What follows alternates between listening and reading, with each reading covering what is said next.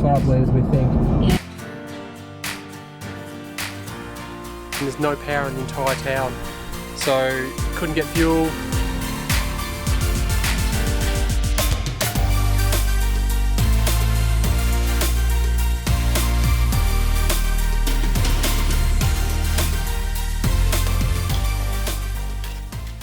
Hello everyone.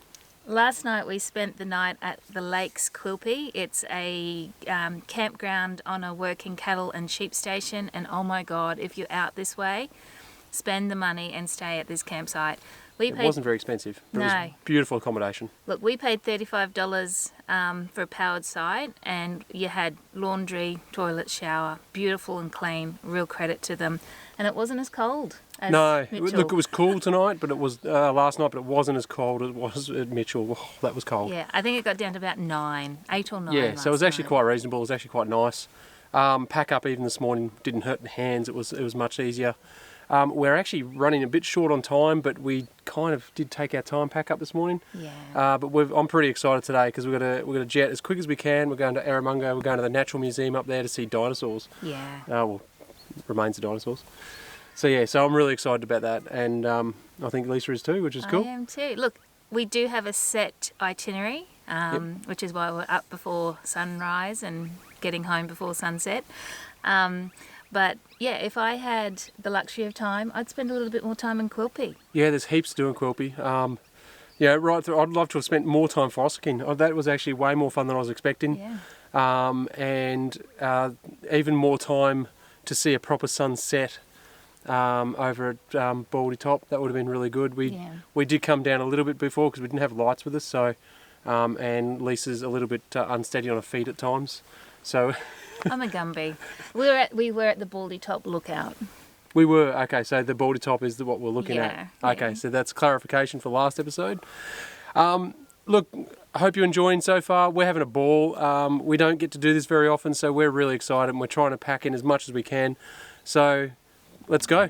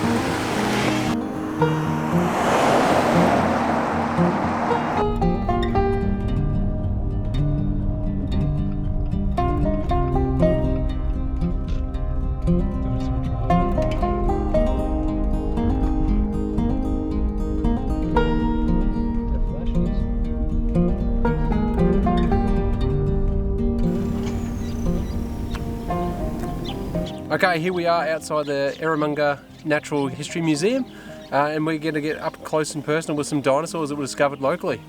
Yeah, so what they've got here is the Australian largest dinosaur fossil that's been found just west of here. It's the Australotitan Cooper-nenensis. AKA they call him Cooper. Yes, now I'm not sure whether I've got that scientific name right, so from here on in we will call him Cooper. Definitely, I know they all call him Cooper according to the press as well, so it's pretty exciting. So just to give you an idea of size too, like he was a big boy. So 30 metres long and 4.5 metres high. 6.5. Sorry, 6.5 metres high. Sorry, to the hip. So that doesn't even include the head. So it was a massive dinosaur. So what's that? Gladiator wise, it's what we work out about 5 or 6 gladiators long and about 4 or 5 high. So it's an incredible animal. Can you imagine seeing an animal that big? I mean, your poopy pants. Even if you wouldn't know whether 8 meat or not, even then. But the reality is, we today see an elephant and think that's huge. Yeah. Or obviously whales are big, but to see something like that on land is just incredible. Yeah, look, Would have been. I think Cooper was a vegetarian like me, so. Yeah, he's very much like a brachiosaurus type thing. Yeah. So. But they don't only have the largest of dinosaurs here, they've got the smallest of fossils from small grain seeds right through to other dinosaur bones. So, yeah. Yeah, it's pretty exciting. Looking forward to it. Yeah, let's go. Let's go.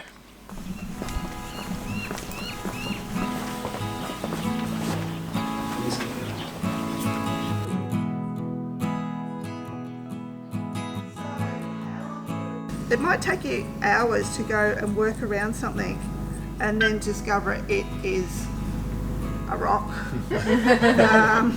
Little section. This is Zach. Now Zach was found on Anzac Day, which is how he got his name. When you find a dinosaur, you might find 10, 12, if you're lucky, 15%. We found 60% of Zach. It's incredible. But not only that, as you see the tailbone lying here is how Zach was found. This here is how much of Zach we actually found, the red bits. We unfortunately have not, and probably never will, to be quite honest, find the neck and the skull.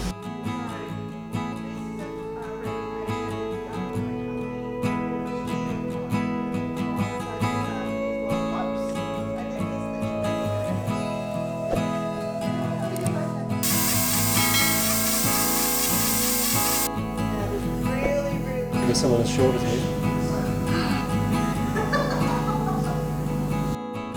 Well, that was an incredible experience. I can't believe how interactive it was. I still can't believe that you get so much access to real fossils. Just make sure you put this on your list if you're out this way. Definitely worth a visit. And I think we'll make an entire video just on this. We've got so much footage that we can share with you.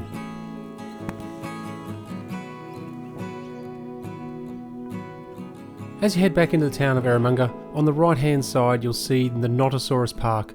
That's home to Charlotte and her pups called Jasper and Corey. These sculptures are made up of more than a kilometre of piping. They're a lot of fun and it's definitely worth a stop. Like everything, all good things come to an end. It was time to head off. As we headed north up Quilpie Road, we were reminded just how wet it had been out here. It's incredible to see this place after flood. A place that is normally so dry, yet there's just water everywhere at the moment.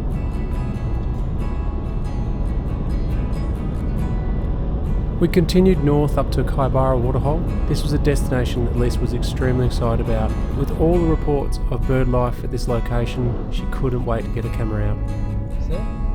Oh, look at them, there's heaps of them. Quilpie Road was a real surprise package. There was so much wildlife on it, by far the most wildlife we saw on any road.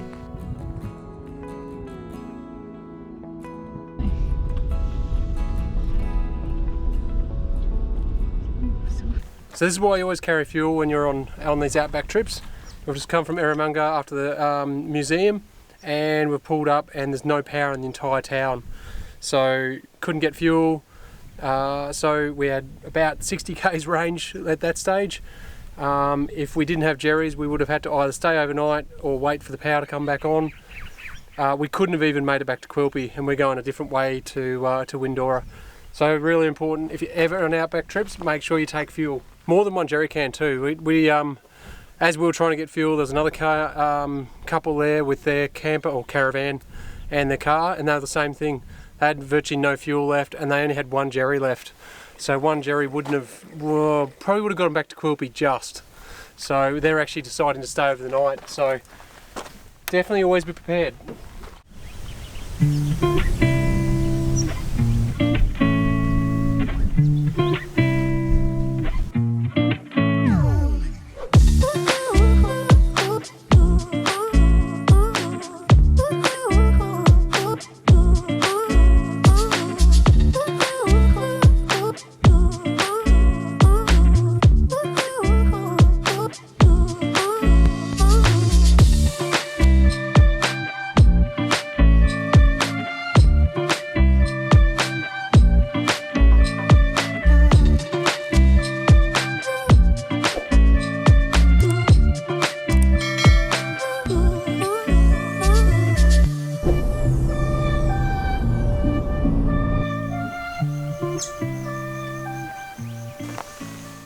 everyone, we've stopped here for lunch at Cooper Creek. It's beautiful. It's a nice little rest area here.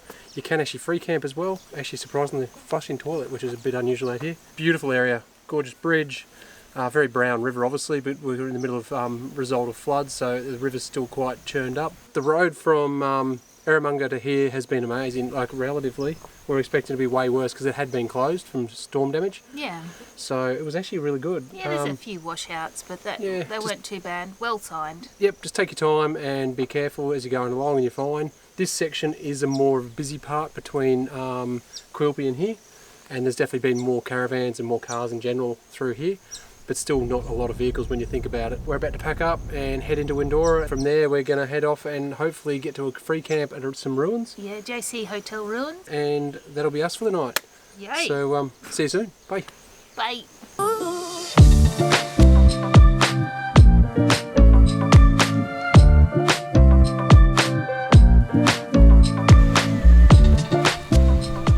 This is where things got interesting, and I apologise, we got very little footage in Windorah. Our focus was just how do we solve this problem. So, we tried to get fuel in Eromanga and they had no electricity, so we couldn't pump. So then we tried to get fuel in Windorah and they just left Windorah? Yeah, we've just left Windorah and they are out of fuel. The truck is due tomorrow afternoon coming from Townsville. We have worked out that we can get to Birdsville with possibly 1 litre to spare. Yeah, anywhere between a litre to 5 litres we think. Yeah, look, we've heard that there's fuel at Betoota. And that's our next destination. We have done a bit of a search and they reckon there is fuel there, so we're hoping that there is. So it's a bit of a roll of the dice, and this is the irony about this is with us taking extra fuel. We've got, obviously we were topping up every chance we got, and we've got an extra 125 litres of fuel in the back in Jerry's. So if we didn't have those Jerry's, we would have been stuck in Eromanga. Yeah. Eromanga. So we've already used 2 of those Jerry's, so we've only got 3 left. We've only got 75 litres. Yeah, and I've got about to hit quarter of a tank. Actually about to hit an eighth of a tank actually, so we've got about 70 k's range on my current fuel, and we normally been sitting on sort of like 95 to 100, and that sort of gives us around about that 17.5 to 19 kilometres to a litre.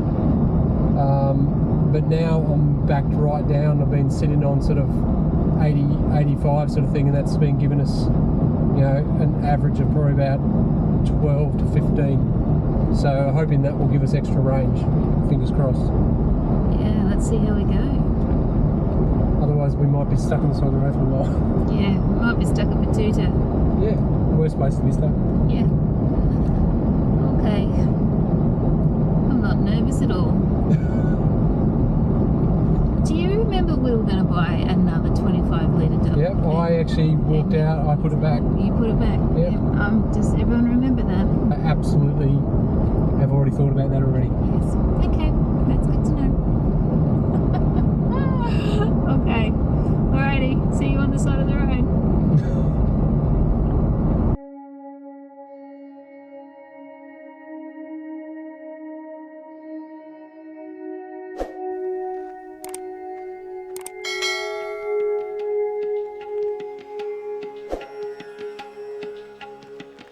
These native wells are amazing. They're obviously a lot fuller than they would be normally with all the rain we've had.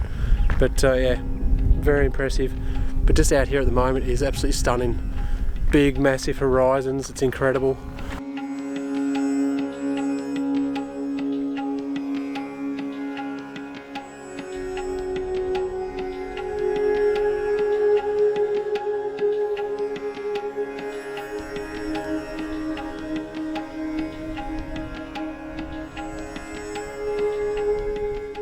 I love this part of the country, and I'm glad I'm getting to share it with Lise, finally.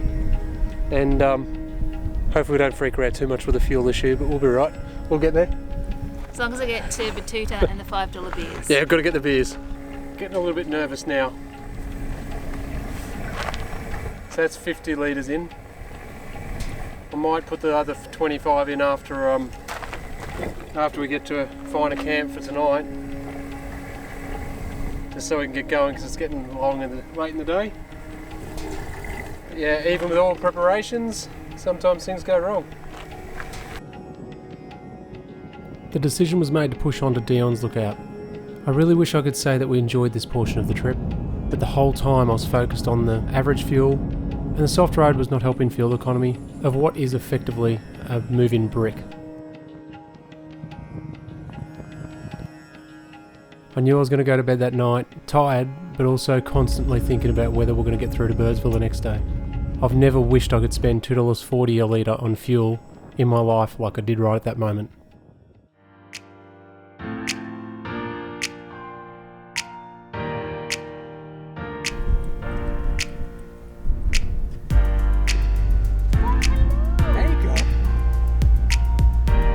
They normally have fuel. Sadly for us today, they don't have fuel. They don't.